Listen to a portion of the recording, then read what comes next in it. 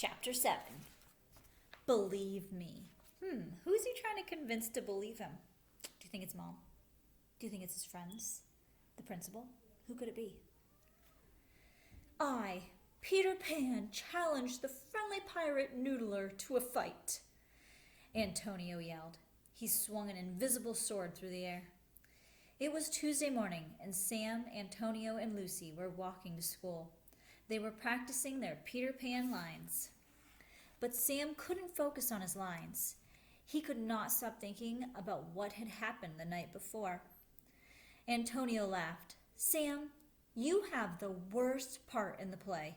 You only have a few lines toward the end. And really, who wants to be the friendly pirate anyway? Huh? Sam said. Sam's not even paying attention, Lucy moaned. This play is going to be a disaster. Everything is going to go wrong. Antonio patted his pocket, smiling. Not as long as I have my lucky sandwich.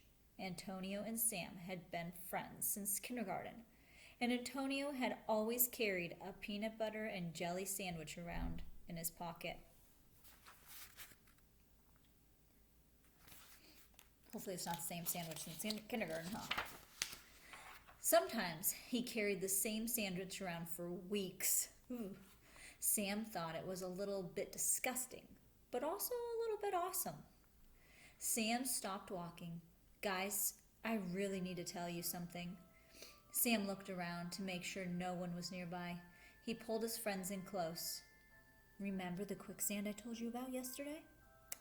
I know you didn't believe me, but after school, more weird stuff happened. I fell asleep while on hall monitor duty. I believe that, Antonio joked. Listen, Sam said. When I woke up, the school was going crazy. I was attacked by an oak tree. Then Mr. Nakobe saved me, but I think he might have been a bad guy or something. I don't know. He's super weird. Antonio frowned. You're losing your mind. Lucy agreed. I'm starting to worry about you, Sam. Sam ran his hand through his hair and said, just wait until we get to school. You'll see. There's a broken window and busted lockers, and the fire hose is tied in a big knot. When they got to school, Sam rushed past his friends and up the front steps. What he saw blew his mind.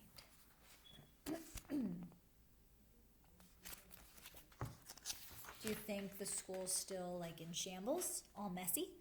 Do you think it's all cleaned up? Here we go. Everything was back to normal. It was like nothing had happened. The fire hose was wound up in the lockers. They were all closed. No, Sam whispered. This doesn't make any sense. Antonio gently punched Sam in the arm. You should really get some more sleep. Your nightmares sound serious. Ring! The morning bell rang, and everyone began filing into class. The huge window in Miss Grinker's class wasn't broken. Even the oak tree looked normal.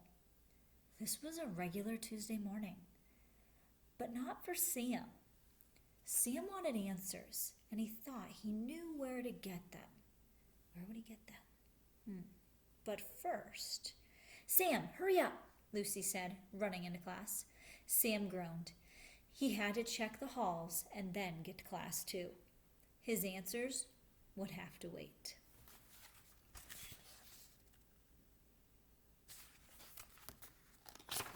Who's he going to go to get answers from? Who could he talk to that might know something? We'll have to wait and see.